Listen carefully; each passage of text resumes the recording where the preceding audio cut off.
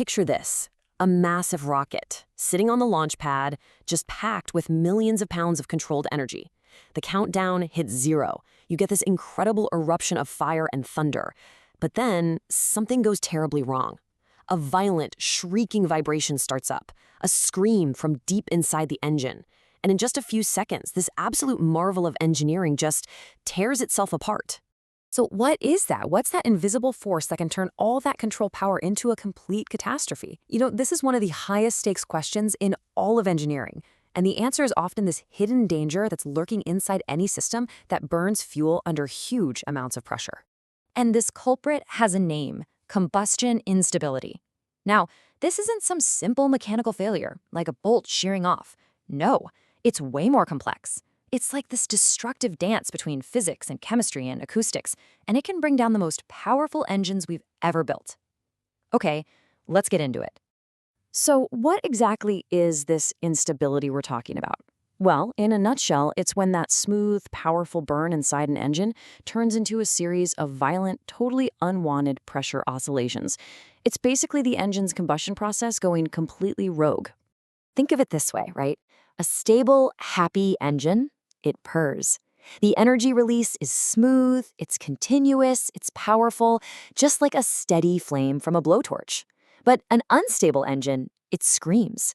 The combustion starts pulsing, creating these violent pressure waves that shake and rattle everything until the whole structure can just break apart. Now, to tame a beast like this, engineers can't just go in and try random fixes. That's not going to work. They need a framework, a way to diagnose the specific type of scream they're hearing. And the researchers in our source paper laid out this really brilliant way to do just that. And it all starts with classifying the problem. They basically sorted these failures into 3 main buckets. First, you've got problems with the whole system. Everything from the fuel tanks all the way to the nozzle. Second, you have problems happening specifically inside the combustion chamber itself. And third, you have problems that are just inherent to the fuel's chemistry. This is the diagnostic toolkit they use. So let's start with that big picture: system instabilities. Engineers sometimes call this chugging. And the best way to think about it is like microphone feedback. You know that piercing squeal you get when a mic gets too close to a speaker? That's a feedback loop. Well, chugging is the engine's version of that. A pressure fluctuation in the chamber travels back up the fuel lines, which messes with the fuel flow, which then changes the pressure again. And you get this low-frequency, self-sustaining, and very, very dangerous vibration. Now, while those system-wide problems are definitely critical, the authors point out that the real action, the most common and the most complex instabilities, are found right here, inside the fiery heart of the engine, the combustion chamber. And when engineers manage to peer inside this chaotic environment, they're typically looking for one of 3 main culprits. Is the problem being caused by sound waves, or is it maybe caused by shock waves, or is it something to do with the actual flow of the fuel and oxidizer? Let's break these down one by one. First up, we have acoustic instability. Every single chamber has a natural frequency, just like a glass bottle does. You know how if you blow across the top of a bottle just right, you get that clear, specific tone? Well, in an engine, if the little pressure pulses from combustion happen to match that chamber's natural frequency, they resonate. The waves start amplifying each other, getting stronger and stronger and stronger, until the vibration can literally shake the engine to pieces.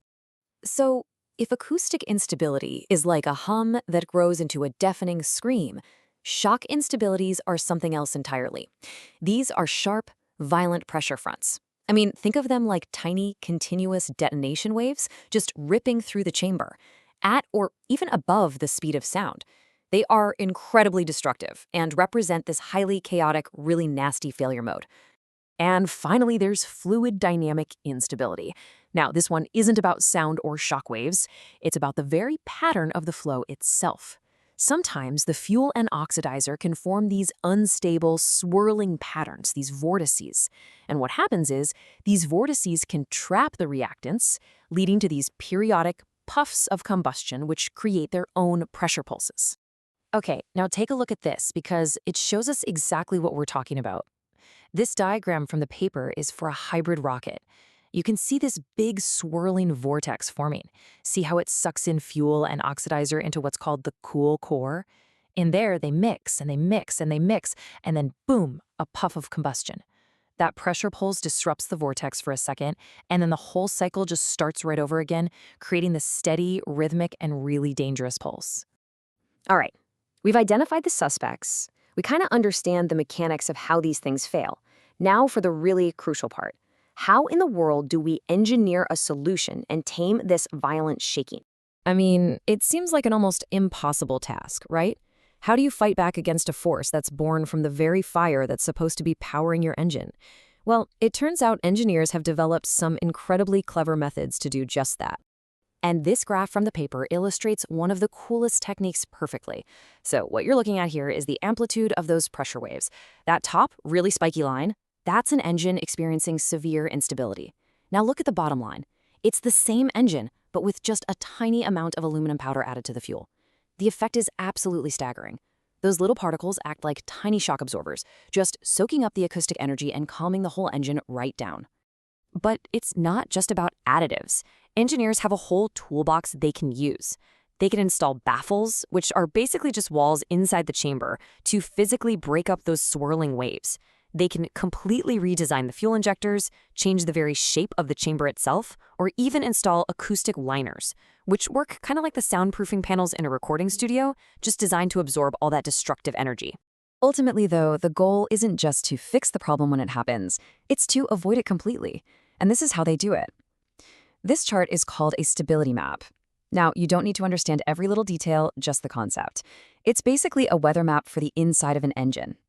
It shows engineers which pressures and frequencies are dangerous, those are the areas of turbulence, and which ones are safe, allowing them to design engines that operate squarely in those nice, calm zones. So, okay, we've seen how to identify, classify, and solve combustion instability in rockets. But the true genius of this research, the reason it's so important, is that it zooms out to reveal that this is actually a universal problem. And here it is, the crucial point of this whole thing. The physics that can tear a rocket engine to shreds are the exact same physics that cause problems in a giant industrial furnace. The scream of a rocket and the deep rumble of a boiler, they're cousins. It's the same fundamental problem, just happening at a different scale. And that brings us right to the author's core motivation for writing this. They wrote, "Conversations between specialists on furnaces and on propulsion systems are practically non-existent. This situation is unfortunate." They saw these two groups of absolutely brilliant engineers, rocket scientists on one side, industrial furnace designers on the other, solving the exact same problems in isolation, without ever talking to each other, without sharing their knowledge. And that simple, powerful observation just leaves us with a final thought. By creating this universal framework, the authors built a bridge between two completely disconnected worlds. And it really makes you wonder, right? What other breakthroughs are just sitting there, waiting to be discovered? Not in some brand new lab or a new experiment, but simply at the intersection of fields that just aren't talking to each other yet.